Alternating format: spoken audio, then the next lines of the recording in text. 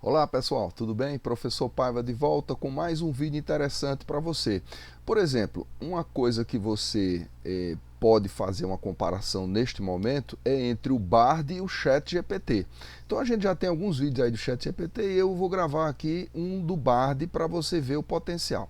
E o Bard tem uma coisa interessante, né? Você pode criar planilhas, por exemplo. Vamos supor que você está fazendo um trabalho sobre Copa do Mundo, né? Vem aí a Copa Feminina e você gostaria de saber quem são os campeões, por exemplo, da Copa Masculina, para fazer um paralelo e tal. Então eu fiz aqui uma queryzinha, uma pergunta aqui, e eu quero que ele me diga quem são os campeões desde 1930 e os artilheiros, né? Então se você dá um enter aqui, tá aqui a minha pergunta, quanto melhor for a pergunta, melhor o resultado, e eu peço para gerar uma planilha. Então ele vai processar e automaticamente está aqui a planilha gerada, tá certo? Ó. Então em cima dessa planilha aqui, você pode exportar, ó. Olha que coisa legal. Então ele vai criar uma planilha aqui, uma planilha do Google automaticamente para você, e eu posso pedir para abrir a planilha.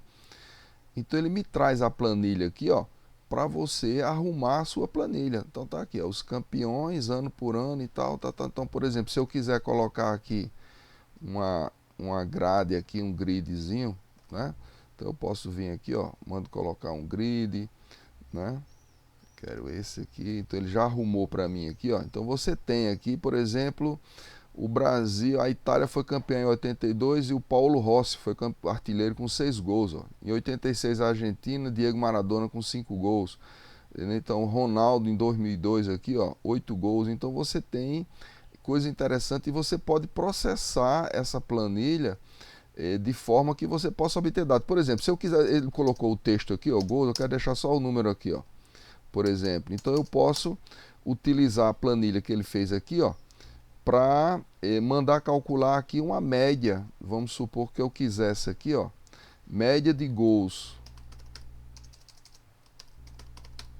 Então o número de gol médios. Então eu posso colocar aqui a função média. Então ele me traz aqui, ó, média, né?